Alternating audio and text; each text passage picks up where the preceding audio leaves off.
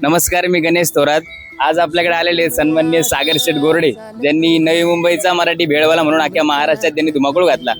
आज या ठिकाणी मटकी मिसळचा आस्वाद घेण्यासाठी आलेले आहेत. आपण त्यांच्याकडून जाणून घेऊ की कसं वाटते त्यांना किंवा कशी मिसळ वाटली.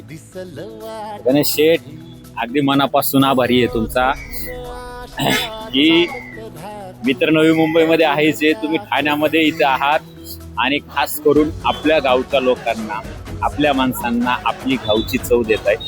आणि आज मी स्वतः मिसळ खाल्लेली आहे. जी गावाला चव भेटते आपल्याला, तीच आज ठाण्यामध्ये शास्त्रीनगर या ठिकाणी मला खायला भेटली.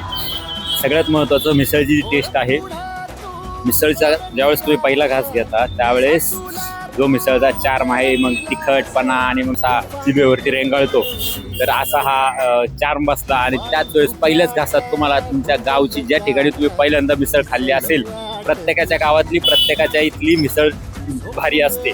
त्याच्या मनाला असतं का, तर प्रत्येकाचं बालपण हे तिथं गेलेलं असतं. म्हणून त्याच्या गावातली ज्याला त्यालाच आवडते मिसळ. आपला खेड, आंबेगाव, जुन्नर तालुका हा सगळा मिसळप्रेमी आहे, भेळप्रेमी आहे. त्याच्यामुळं टेस्ट एकदम छान आहे, एकदम मस्त आहे आणि अभिमान आहे मला पण.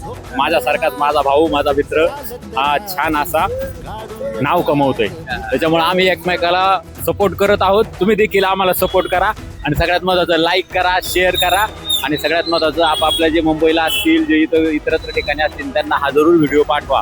एकदा शास्त्रीनगरला जाऊन आपली बजरंग मिसळ खाऊन पहा. किंमत पण रिजनेबल आहे. 50 रुपयात काय भेटतं आजकाल? फक्त मिसळ भेटते, बाकी काहीच भेटत नाही.